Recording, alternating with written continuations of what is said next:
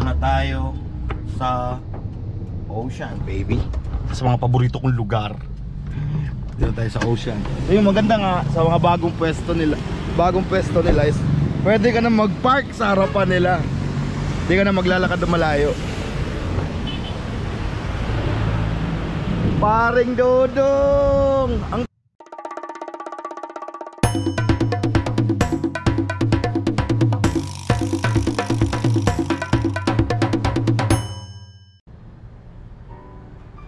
Ako si Allen. Sili ang negosyo ko at maangang akong magsalita. What's good? It is your homeboy Allen. Goriming lang. Shoutouts Goriming of Team Gorillas. Today we'll be doing an update sa ating ginawang Iwagumi setup ng nakaraan. So gagawa lang tayo ng magwa-water change lang tayo, konting maintenance, at saka papakita ko rin sa inyo paano siya i-maintenance para may idea din, yung magkaka-idea din yung mga gustong mag-aquascaping. Tsaka para may idea sila kung paano gawin yung mga maintenance na gagawin natin today. So it is September 16, Sabado ngayon. Time check. It's 3. So yun na nga, magwa-water change tayo, maintenance, tapos pupunta tayo sa isang magandang lugar. Makikita niyo yun mamaya. Tapos may kukunin tayong isda, mga cleaners natin sa ating Iwagumi setup. So more than 2 weeks na, pwede nang siguro itong lagyan ng livestock. Kuha tayo ng mga cleaners na isda. Makikita nyo mamaya. So panoorin nyo talaga dapat ang video. Ayan. Ayan, umpisahan na natin yung pag-water change natin. On natin yung ilaw. Naka-timer kasi ito siya. Pero pwede naman ngayon lang naman. Early natin sa sindihan. Ay, naka 100%. Okay na. So dapat dito sa kaka third week pa lang na setup is dapat nasa 65% lang siya. Kasi nagdadagdag ako weekly ng 5% sa intensity ng light para hindi mabigla naman yung mga tanim natin. Yan. So maintenance na tayo. Ngayon na, pisahan na natin ng maintenance. Binawasan ko ng konting tubig muna, tapos ibabrush ko yung mga lumot na diatoms na nasa mga bato, which is normal lang naman ito. Nangyayari talaga ito sa mga bagong setup. So kalaunan, sa tamang water change, frequency ng water change mo, magandang filtration, later on mawawala din yan sa process. Ganito yung process ng aquascape. May stage talaga ito. Ayaw ko tong stage na to kasi hindi siya masyadong maganda tignan dahil na nga sa diatoms. Pero yun nga, habang nagkakaedad yung setup mo, unti-unti nawawala yung algae. Kung tama ang water parameters mo, sakto lang yung lakas ng ilaw mo, yung volume ng mga tanim mo, at isa sa pinaka-importante din is yung pagwa-water change and magandang filtration.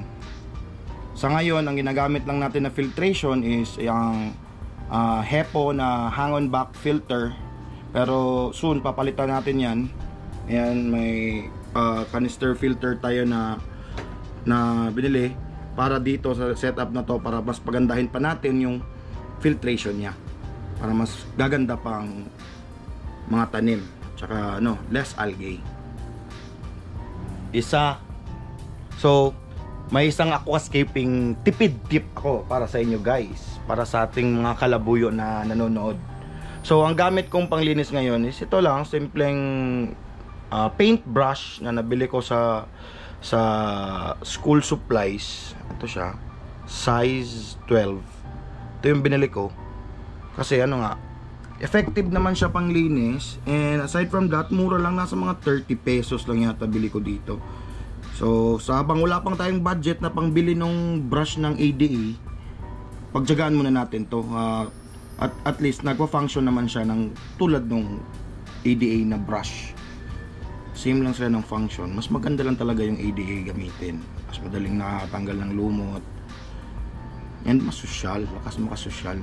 ADA yan eh. ADA, baka naman. Ayan o. Yung gamit ko pantanggal ng lumot. Diatoms yan, diatoms na lumot yan, yung medyo madilaw-dilaw.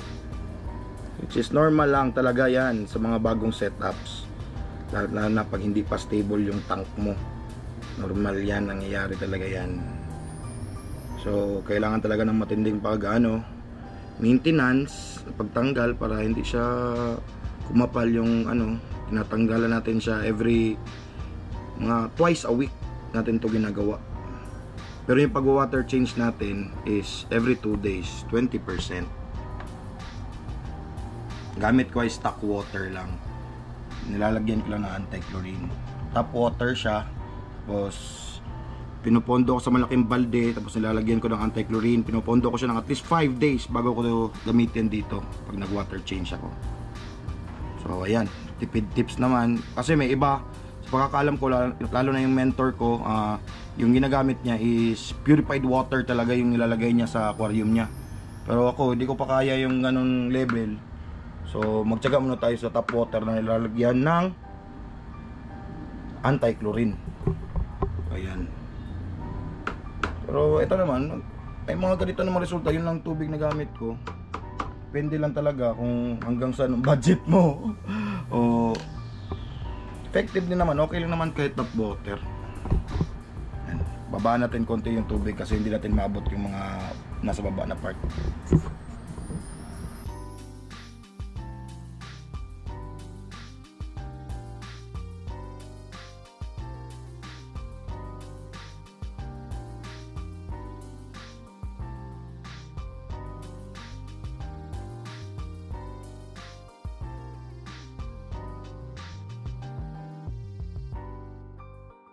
So ayan na, nakakuha na tayo ng tubig para dito. Ito yung ginagamit ko para hindi masira yung scape. Dito ko binubuhos yung tubig para hindi masira yung scape sa flow sa pagbuhos natin.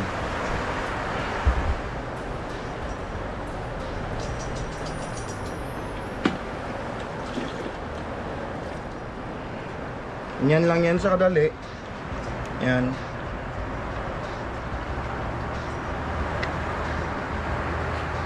Ayan, hindi nagagalaw yung nasa ilalim. Kahit lakasan natin yung buhos, gumagalaw siya pero konti lang. Pero hindi siya nabubungkal yung aqua soil, hindi na binubungkal ng flow ng pagbuhos natin. Dahil sa plastic cup na recycled bottle na ginamit natin. Kinat lang natin to na 1 liter na mineral water. Yun nga, we promote reduce, reuse, recycle. Ino-promote natin yan hanggat sa pwede pang mapakinabangan, gamitin natin ulit para mabawasan natin yung basura, diba? Yan, nakatipid ka na, nakatulong ka pa sa kainang kalikasan, bawasan mo ang basura, diba? Diba?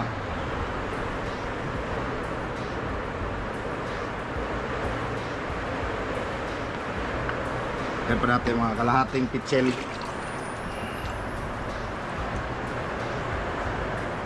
Yan. Taas na to.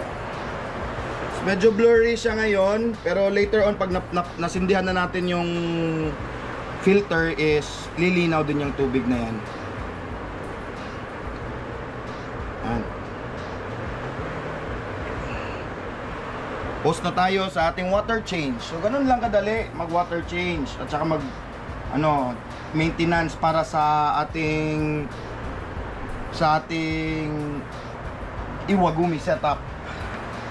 Yan. Tapos panda rin natin yung filter.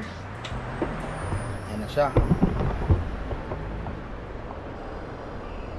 So lilinaw na yan mamaya. After mga 1 oras siguro malinaw na yan ulit. So, kung nakikita nyo, may tinira akong lumot sa likod na part, sa background ng setup. Kasi, may kukunin tayong isda na maganda para sa algae eaters, ang tawag sa kanila. Otocinclus catfish yung kukunin natin, 3 piraso, lalagay natin dito. So kaya nag-iwan ako ng algae is para masubukan natin yung ating mga otocinclus. Pagdating, masusubukan agad sila kung gaano sila kasipag kumain ng algae. May mga tinatrata dito sa mga sulok-sulok oh. Yan. Tapos tayo mag water change. So bago tayo pumunta ng pet shop is nagutom tayo, kain muna tayo saglit. Sarap ng ulam ko. Tanghalian namin yan kanina. Time check, alas 4 na, 4:09 na. Nagutom tayo.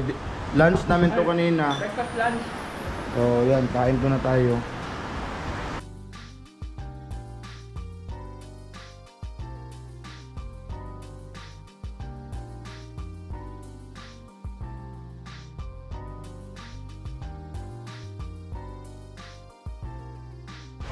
Lakas ng ulan. Yan, muntik pa tayong madulas. Lakas ng ulan guys. Pero walang makakapigil sa atin sa pagkuha ng ating Otocinclus catfish sa Ocean Pet Shop. So guys, by the way, papunta tayo ngayon sa Ocean Pet Shop.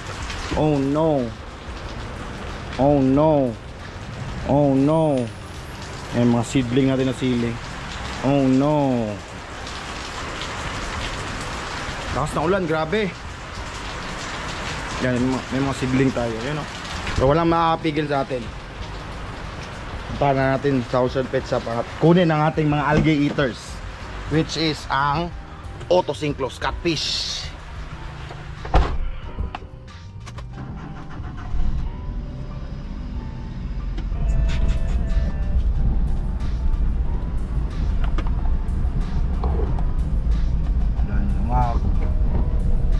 So ayun na, papunta na tayo sa Ocean Pet Shop para kunin natin yung 3 Otocinclus natin para i-test natin doon sa Iwagumi setup natin.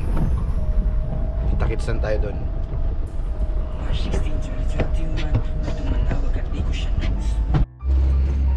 So yun na nga, andito na tayo sa Ocean, baby.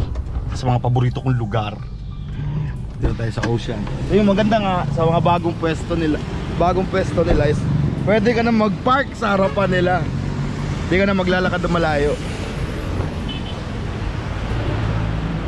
Paring Dodong! Uncle Siak.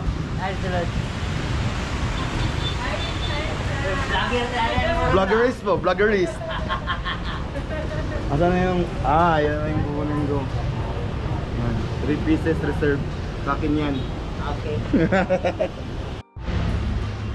Oh. Diba? Lakas makasosyal ng bagong pwesto nila. At importante dyan, may parking sa harap. Pwede ka mag-parking.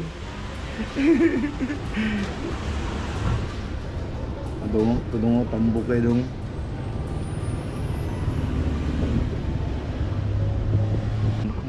Abtika din nila no, lisod kidak po no. Pero bugay nila.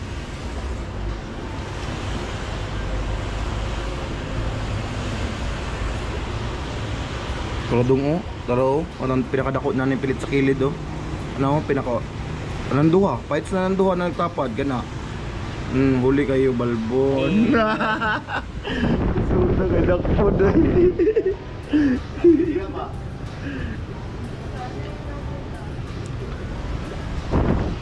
Fights na tulo dito no. Lo, gwapuho uy. Ano yung mga stimplan school? Oh. Okay ra. Sa Tuesday na siguro or Monday na kukuha. Mo ni itong white? Ako itong pan-gold mo. Kapag ganit. Ayan na.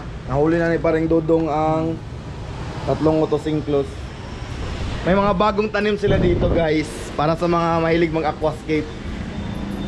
Unsa Nicole na white? Ludwiga white. Ludwiga white.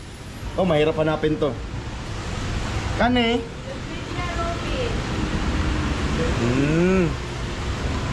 Pero yung mga rotala ko nulo dagkuha ni Kuloy Balon mo eh. Ano kayo? dagkuha ni Nag-fish na. Dito talaga ako namimili guys kasi 5 minutes away lang sa bahay namin.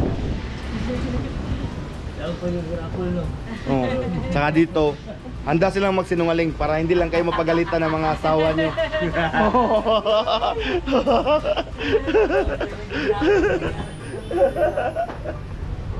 Ha? Pag yung mga asawa nyo magtanong kung magkano ang presyo, kausapin nyo lang sila kung magkano yung presyo dapat.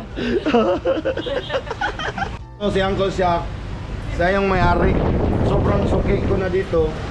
Nakaibigan ko na pati yung mga may-ari. Ano? Ngayon, honest ako ngayon. Papakita ko yung presyo ng binili kong isda. Yan, mga auto sinklos. Oh, marami pa silang stock dito. Yan. Top 1 siya ko sa best algae eaters na fishes, di ba? Oo. Top 1 dito. Oh. Ito, isa to sa mga pinakamalakas. Top 1 nga sa lahat ng algae eaters. Ang ganda na ng shop nila. Saka pinakamaganda dito, pwede ka naman parking sa harap. Yan, dami lang binibenta dito. Mga pang-aquascaping deeds meron din. Asa to ko ang isda dong?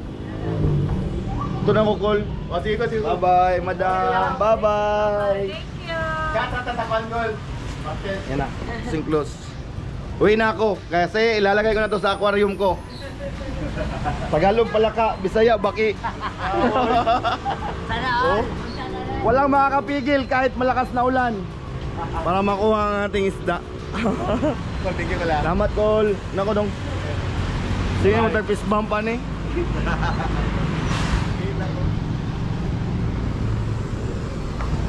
Pauwi na ako guys. Uwi na ako para mailagay na natin itong mga isda doon sa ating iwagumi setup. Na guys, nakauwi na tayo galing sa pagkuha ng ating mga auto sinklos sa Ocean Pet Shop. Thank you Ocean Pet Shop sa quality na mga auto sinklos. So ngayon, hindi pwedeng diretso natin ilagay yan dyan. So may process tayong gagawin bago natin ilagay yung mga isda dyan sa ating aquarium, dyan sa ating iwagumi setup. May iba kasi pag nag-acclimatize sila, hindi ko naman sinasabing mali yun, yung pinapalutang lang nilang ganyan dyan sa ibabaw ng ano. So na-acclimatize yung mga isda sa temperature. So mas advanced tong gagawin nating acclimatation today, since drip acclimatation yung gagawin natin. May ginawa ako dito noon. Usually ginagamit ko to sa shrimps or sa mga masisilang isda like Ember Tetra o kahit sa gapi, ginagamit ko rin ito dati. So yun, gagawin natin, ipapakita ko sa inyo kung paano ang drip na acclimatation. So kasi pag palutangin mo lang yan dyan, unti-unting magkaka-adjust yung isda sa temperature ng tank mo. So temperature lang. So marami kasi kahit tayong water parameters, hindi lang temperature. So gagawin natin tong drip para unti-unti silang masanay sa tubig na galing dito. Dahan-dahan natin ilalagay dito sa container nila. I-drip natin dyan. So unti-unti silang makaka-adjust sa water parameters like pH. Yun, for example, anong temperature, unti-unti rin. Ganun, acclimatation pa rin siya. Pero mas advanced lang ng konti. Yan. So ikakabit ko muna to ha. So ayan, naikabit ko na. Ang isang end niya guys nakalubog sa tubig. Ayan. So, ito, dito lalabas yung tubig. Buksan muna natin yung ano, yung ating pati pagkakapak ng Ocean Pet Shop, napaka quality guys. Safe na safe talaga yung mga isda nyo o bumili kayo sa kanila. Yan. Yan. Buksan natin dito. Tapos number 1 rule ko talaga is hindi talaga ako naghahalo ng ibang tubig galing sa ibang tanks. So i-acclimatize lang natin sila dito. Tapos sisibutin na natin sila. Gamitan natin sila ng fishnet. Yan. Ayan na yung tatlo. So umpisahan na natin ng pag-drip. Yan. Ayan. Ayan yung pagdi-drip guys. Unti-unti natin silang sinasanay sa water parameters ng ating tank. So ito medyo malakas to. Ayan, medyo malakas. Sinaan lang natin ng konti yung pag-drip para dahan-dahan din yung pag-adjust ng ating mga isda. Hindi sila mabigla sa water parameters. Kasi sa pagkakaalam ko, ayon sa aking mentor, etong mga autosynclus catfish ay medyo maselan daw itong alagaan. So kaya ginawa natin tong ganitong acclimatation, hindi yung pinapalutang lang natin dyan sa ibabaw. Yan yung tawag natin na drip acclimatation. Yan. Iwan natin yan ng mga 30 minutes siguro to an hour. Tapos magpapakita ko sa inyo ng mga konting update sa ating Iwagumi setup. Kahit may nakaharang dyan, okay lang yan. So ayan na guys, while nag-acclimate tayo ng ating mga autosynclus, nag-drip acclimatation tayo, ay mag-update tayo sa ating Iwagumi setup. So kitang-kita nyo, may mga diatoms, ayan, may mga algae. Kaya natin binili tong mga autosynclus para sila yung kakain sa mga yan. And ang medyo nagpapasaya sa akin is mayroon na tayong mga, ayan, may mga new growths na. Yan. Mga new growths na. Pati yung mga red downoy natin is naka submerged form na leaves sa 2 weeks pa lang. 2 weeks pa na. More than 2 weeks na pala. Kasi inumpisahan natin to August 28 eh. So nasa mga nag 2 weeks siya nung Monday, Tuesday, Wednesday, Friday, Thursday, Friday, Saturday. 2 weeks and 5 days na ang edad ng ating tank. So ayan. Ayan o, may mga new growths na pati doon sa likod. And baka magtaka kayo, nagtira ako ng mga algae dyan sa likod na part ng glass natin sa tank kasi para masubukan natin yung galing sa pagkain ng algae ng ating mga autosynclus catfish. Ayan. Ayan. So 2 weeks and 5 days na pala yung edad ng ating Iwagumi tank. So medyo matagal tayong nakapag-update kasi nga na-busy tayo sa ating munting negosyo, which is yun nga, sinasabi ko sa intro, ako si Allen, sili ang negosyo ko. Which is totoo talaga. Hindi lang yun basta-bastang moto-moto lang. Sili talaga ang negosyo ko. So, ayan, pakita ko sa inyo picture ko ha. Ting! Oh, ako na nang naglagay ng sound effects para hindi na ako mahirapan mag-edit. Ako na mismo, galing ko sa bibig yung sound effects. Ting! So, ayan. Konting update sa ating setup. Naglagay tayo ng, anyan, soon, maglalagay tayo ng variegated na photos dyan. Papagapangin natin yan dyan. Para maganda-ganda din naman yung background ng ating mini studio. Yan. Ko na ating CO2. Medyo dapat hinaan ko siya ngayon kasi maglalagay tayo ng livestock dito. Yan. Yung kita nyo yung mga maliliit na green na yan. Yan yung mga bagong Monte Carlo. Yan yung submerged form ng Monte Carlo. Unti-unti na silang tumutubo. Yung mga nalulusaw na dahon, yan yung immersed form niya. Itong mga maliliit na medyo light green siya, yan na yung mga submerged form ng Monte Carlo. Ano na, marami na akong nakikita. So ayan, dahan-dahan nating na-acclimate yung ating autosynclus catfish. And aside sa ating mga autosynclus catfish is magkukuha din tayo ng mga shrimps natin galing dito. Mga 10 siguro ilagay natin dito para maging katulong sila ng mga autosynclus sa pagkain ng algae. Magtutulungan yung dalawang species na yan. Yun yung advantage ng autosynclus is safe siya para sa mga shrimps. Ayan. Yan yung mga shrimps natin, no. Bloody Mary shrimps yan. Taiwan line from Homura shrimp. Ayan. Dami na nila, naparami ko na sila. Isang kolony yan dyan. Kuha ko 10 or kahit 20, tapos lagay natin dito sa kabila para matulungang maglinis yung mga autosynclus natin. So, yun na nga, manghuli na tayo ng shrimps para sa ating Iwagumi setup. So yun yung advantage ng mayroon kang sariling colony. So may parang kung maalagaan mo sila ng mabuti, may unlimited supply ka na ng mga shrimps. So ngayon, Kukuha ko ng mga shrimps tapos ilalagay ko dito. Itahan ko kayo.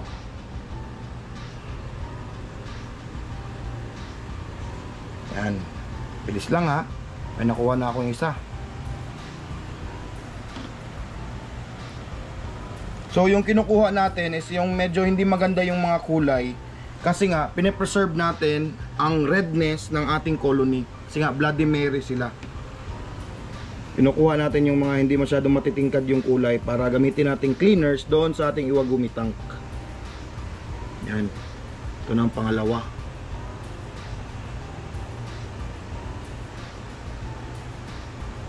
Yan. Shrimp number 2 nakuha na natin. Yan. Ang tawag din sa process na ito is culling. Kinakuha natin yung mga hindi masyadong maganda yung kulay para ma-maintain natin yung quality ng ating colony. Dapat yung mga dark lang talaga yung kulay yung maiiwan dyan. So ayan na guys, tapos na tayo nakahuli ng mga shrimps. Hindi ko na alam ilang peraso to. So ayan na, marami pa rin natira. Tapos anak lang yan ng anak dyan. Yan yung advantage na may sarili kang breeding. Kasi hindi mo na kailangan bili ka ng bili pag kailangan mo ng mga cleaners mo. Pero sa paglilinis ng tank, huwag natin iasa sa livestock ha. Ang pinaka the best pa rin na makapaglinis ng ating mga setup is yung mga sarili natin. Huwag natin iasa sa mga livestock. Tayo talaga dapat ang maglinis, mga may-ari, para kung gusto mong maganda talaga tignan yung setup mo, is dapat alagaan mo din talaga. Pagtuunan mo ng pansin, bigyan mo ng panahon, ganun lang yan. Yan. Malapit na mapuno. Kung malapit na mapuno, so ibig sabihin okay na yan sila dyan. Pwede na silang pakawalan dito sa Iwagumi setup. So pag-usapan natin ngayon is yung drip acclimatization. Tama ba? Acclimatization. May climate siya dyan sa tubig. So ang materialis lang ginamit ko is oxygen hose lang, tapos isang valve na ganyan. Na-adjust mo yung lakas, ganun. Na-adjust mo yung lakas, yan. Kalalakas na, patay. Tanggal. Tanggal tuloy, kinakalikot po pasay. Ayan. So ayan. Na-adjust yan. Para sa oxygen din kasi ito nun eh. Ayan, nalalakasan. Pwede mo ding hinaan. Ayan. Hinaan natin. Kasi para dahan-dahan lang din. At hindi mabigla yung ating mga auto-sink close. Ayan. So itong mga shrimp, pwede na to diretso lang ilagay. Kasi nga, pareho lang silang tank na pinanggalingan. Dito lang din sa bahay. So, as expected, same lang din yung mga water parameters nila dyan. Para sa akin ha, kasi sabay ko sila ng water change. Pero mas marami kasi sila dito, so okay lang, tingnan natin. Mga cal lang naman to sila. So hindi naman sila masyadong masakit pag namatayan tayo or nahigop ng filter. So marami kasi tayong supply ng ating Bloody Mary shrimps, Neocaridina shrimps parang tawag sa kanila. So medyo hard itong mga shrimp na to compared sa Caridina. So okay lang, kahit hindi na natin i-acclimatize yung mga yan, diretso na natin dito. So tapos na tayong nag-drip acclimate sa ating mga auto sink close. Ayan sila, ang gaganda nila. Yan. So unahin muna natin pakawalan ng ating mga shrimps. Ayan, hindi ko na binilang kung ilan sila. Basta yung mga low grade ang tawag dito, low grade na Bloody Mary shrimps. Kasi dapat ganito yung kulay ng mga Bloody Mary natin. Ito medyo light siya, kaya tinanggal natin siya sa colony para hindi sila makapag-breed at hindi dumami yung mga katulad nila dito sa ating colony. Kasi ang dapat ganyan, dark talaga. Yung mga dark talaga yung iniiwan dyan. Kasi may mga light pa, kukunin natin yan soon, lipat natin dito sa bagong setup. So ayan na, napakawalan na natin sila. Yan, wala na natin sila. Yan na. Yan. sila. Yun. So ngayon, ang next natin ilagay is ang ating mga autosinclus. Oh. Kita mo yung collection ko ng mga fishnet. Dami kong choice ng fishnet dito.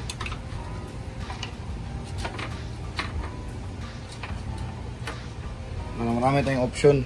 Ayan, ito yung gamitin natin. Gamitin natin dito.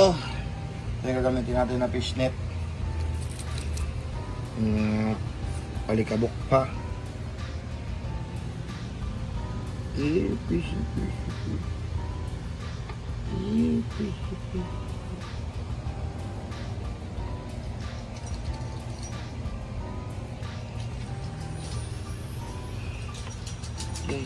Medyo mahirap silang hulihin kasi nga maliliksi sila. Yan, hirap na hulihin.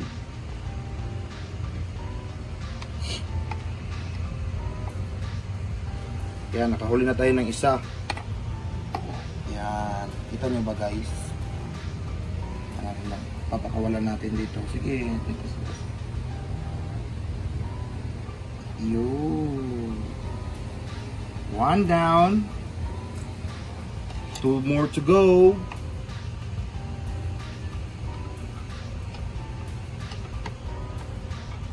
Hirap nilang hulihin guys kasi ang lilikot nila. Yan, pala natin yung pangalawa. Yan.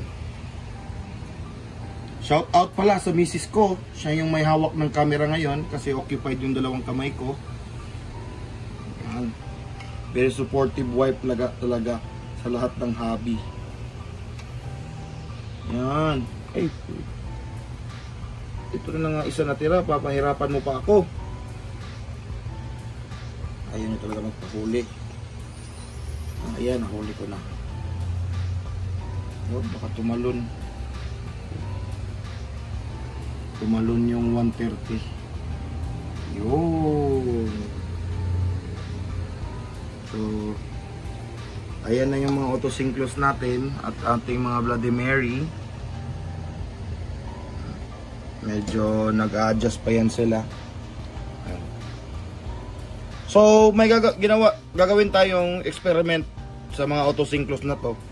Nag-maintenance ako kanina, pero nagtira ako ng algae para kainin nila. Tingnan natin kung gaano sila kasiba kumain ng algae. And that's it. Sana may mga natutunan kayo sa video natin today. And yun na, a quick update sa ating Iwagumi setup. So, that's it. Let's call it a day. Don't forget to like, share, and subscribe. Labuyo gang! Out!